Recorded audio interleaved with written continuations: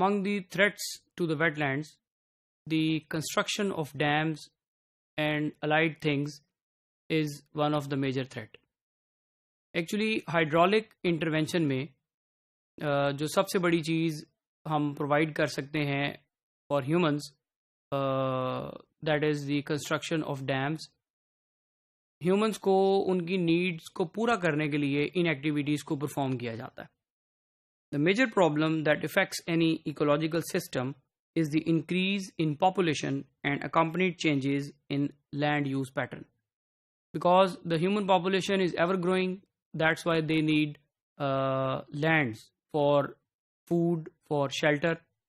There is an estimate that अगर सिर्फ agricultural perspective की बात करें, more than 65% of the land has been used for agricultural purposes. और इस 65% में जो ज़्यादा परसेंटेज यूजेज है वो वेटलैंड्स की डिस्ट्रक्शन करके उस एरिया को एग्रीकल्चरल पर्पसेस के लिए यूज़ करना है.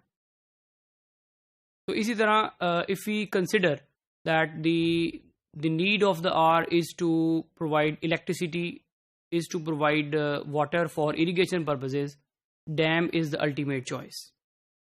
So dams can play an important role in supporting the economic development of the country and its people.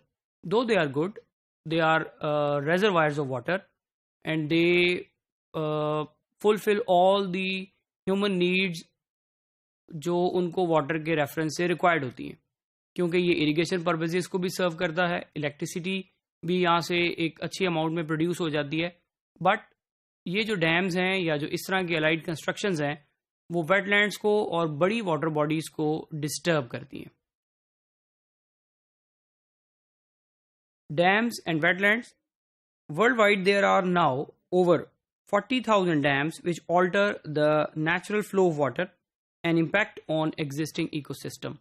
Because जो वाटर बॉडीज हैं या जो वेटलैंड्स हैं ये एक इटसेल्फ एक डिफरेंट इकोसिस्टम या एक इन्वायरमेंट को रिप्रेजेंट करते हैं. जब आप इन वाटर बॉडीज़ को डैमेज कर रहे हैं, चाहे आप उनकी वेजिटेशन डैमेज कर रहे हैं, चाहे उन पर कंस्ट्रक्शंस कर रहे हैं, चाहे उनकी वाटर क्वालिटीज़ को चेंज कर रहे हैं, डेफिनेटली वो वहाँ पर जो वाटर बर्ड्स या जो वहाँ का फाना है हम उनकी बेसिकली सपोर्ट डैमेज कर रहे होते हैं, उनकी रिफ्यूज, उनकी साइट्स को ख़राब कर रहे होते हैं.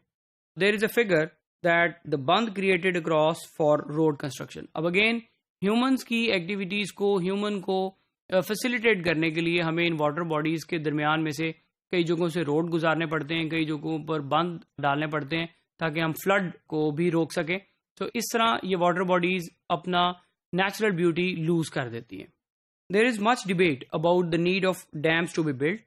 इसके ऊपर वर्ल्ड वाइड काफ़ी ज़्यादा लोग अब इसका प्रचार कर रहे हैं कि हर बड़ी वाटर बॉडी को डैमेज करने के लिए डैम्स नहीं कंस्ट्रक्ट करने चाहिए. There must be another means of water reservoirs. WWF argues that the development should be as sustainable as possible to ensure minimum negative impact on the biodiversity.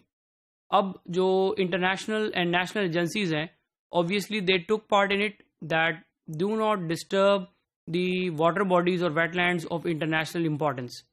Because कई ऐसी water bodies हैं जहाँ पर migratory birds आकर ठहरते हैं और वो रिफ्यूज हासिल करते हैं.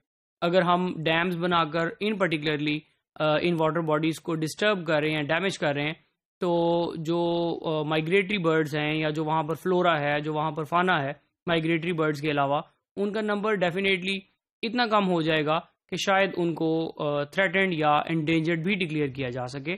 So one must not destroy or damage the water bodies by making such constructions.